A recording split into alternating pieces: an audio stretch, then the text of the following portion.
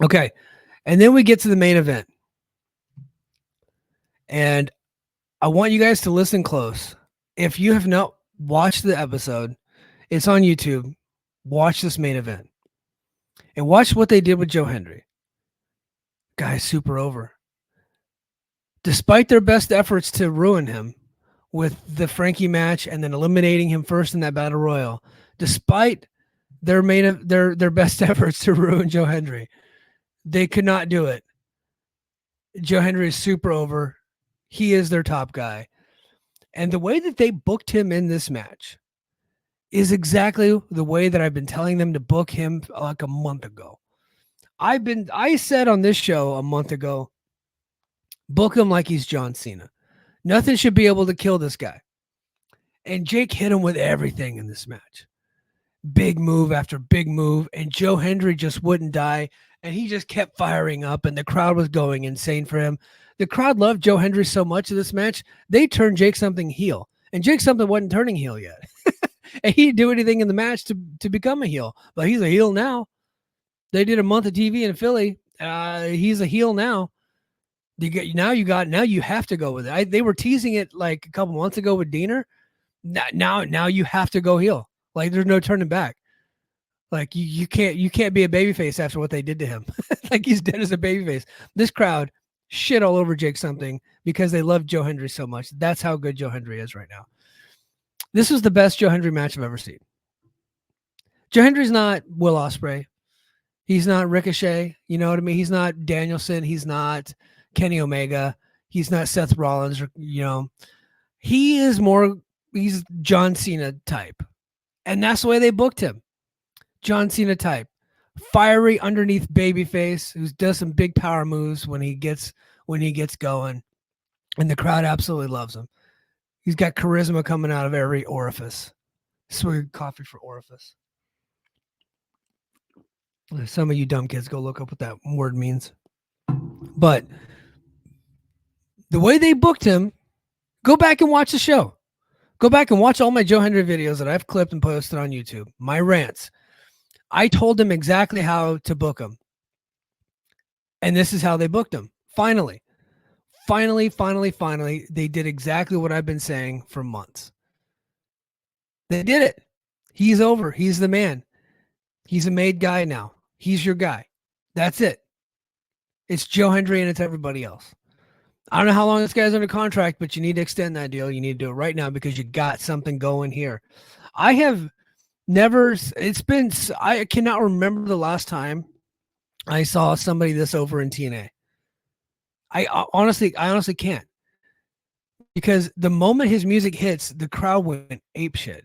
Now, I have a little bit of a criticism, and I think this is from Lucha. Lucha was the first one to point this out, I believe. I believe it was Lucha. They went to commercial during his entrance. They shouldn't have done that. He should have got the full entrance. But the music hits, and he's walking down the ring, and this crowd is going ape shit. I mean, just unbelievable. Like, and I know you get that in other companies. You don't get that in TNA because TNA fans are typically pretty apathetic. And a lot of people, like, you got, like, outside of the small group of hardcore fans that they do go crazy, like, the other people there, it's just like, that's just what they're, like, TNA's in town is like, oh, okay, I'll just go.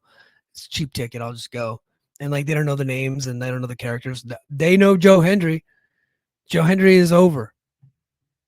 And they finally got behind him. They booked him in a way that will make money for the company going forward. They booked him in a way to lock Joe Hendry into being a top guy in the company. And if they sign him to a contract, he is going to be a top guy and make them money for a long time. They got something special that happened organically. You got to capitalize on it. And they failed to do so with the first few weeks of the run. In fact, he hadn't been on the show in 2 weeks. He hadn't been on the show in the last 2 weeks. Like he came and did a run in, I think 2 weeks ago, but that was it. He wasn't even really on the show last week. 2 weeks ago, he did a run in. So we didn't really get to see what he had to offer in Chicago. And then at the Chicago event, he lost. He lost to Frankie. So yeah, to say that they've been failing to capitalize on him up until this point would be an understatement. But he's so over, he overcame their bad booking. and and he's doing great. So before the match gets started, the show has to do a quick commercial break. Yeah, so like they had to do a commercial. So Jake Summit hits the ring first, followed by Joe Hendry, who gets a massive reaction from the Philly crowd. This from the recapper guy. And then he's just walking down to the ring, and they cut the commercial. Like, guys, you got to soak this in. This never happens in this company. Nobody's ever this over in this company. And I think we're gonna see it when the Hardys come out because Jeff Hardy's that like it's Joe Hendry and Jeff Hardy, and it's like then behind them is like Mac or Santana. Hendry cuts a promo asking something if he's really sure he's ready for the TNA World Championship. So Hendry kind of buries Jake a little bit, makes him look like an idiot. And then Hendry leads the fans in a chant, "We Believe" chant, and then the bell sounds to get the main event. So yeah, and then this match is just awesome, and they didn't really do like your typical main event style indie match. This was probably a little bit more WWE style, but WWE plus, I would say, like, because that's just who is in there. But Jake something I thought was great in this match. Jake something did everything he could to get this guy over. I think Jake should get rewarded for that. So I'm gonna go about halfway through the match, and then I'm just gonna hit the recap of this because I feel like I should do it some justice. But Hendry gets back to his feet and blasts something with some big chops in the corner. Something catches Hendry coming off the ropes with a Michinoku driver for a close 2 count. The fans pop for the kick out. Fans chant, we believe," as Hendry tries to fight from underneath, only for something to continue to maintain control of the offense. And that was the story of the match. Every time Hendry tried to do something, Jake would overpower him and get the heat on him. And Jake's not even a heel, and he's getting massive heat. This is insane. It was a great match. Like, I'm telling you guys, go back and watch this match. I'm probably going to watch it again. Commentators talk more about Nick Nemeth being laid out by a mystery attacker backstage. Nick Nemeth went to Australia with Ash by Elegance and Hammerstone, so they all missed a month worth of tapings. Earlier in the show, they talk about the other competitors who have qualified for the Slammiversary title. So Philly chants break out in an awesome "Something's Missing." I could not believe that chant. So something's missing. That was a great chant. The Philly crowd, like they have like the Philly fans, like their sports fans, are all evil human beings, and their sports teams all pretty much suck, and the Eagles are bitches. But they're wrestling fans. I dig the wrestling fans. I love those guys. And then Hendry muscles the sizable something up for an impressive power display, but something ends up taking him down in a vicious fashion with a power bomb for a close 2 count.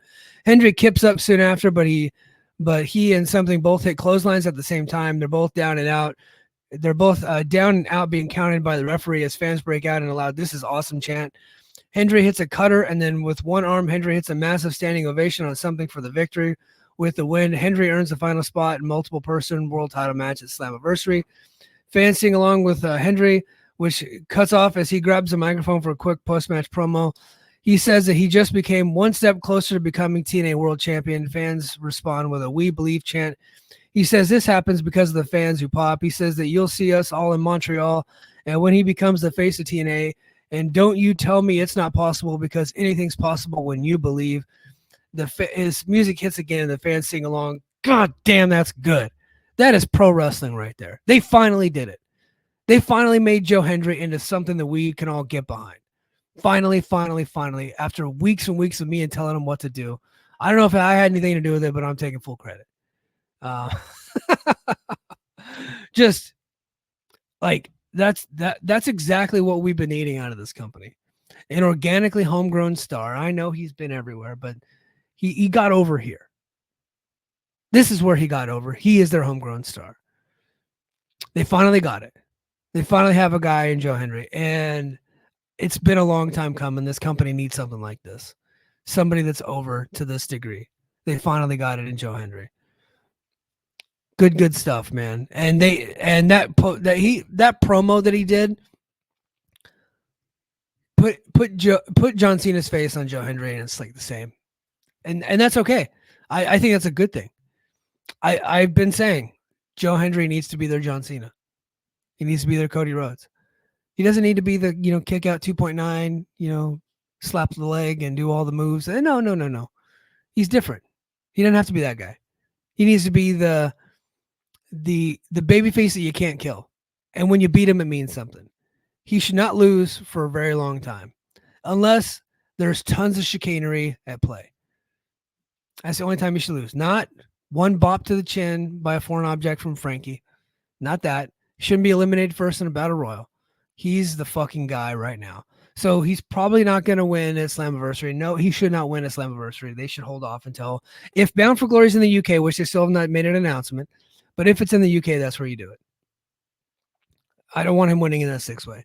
So they need to do something crazy to screw him over and to get him out of that match at Slammiversary to carry the momentum going into Bound for Glory.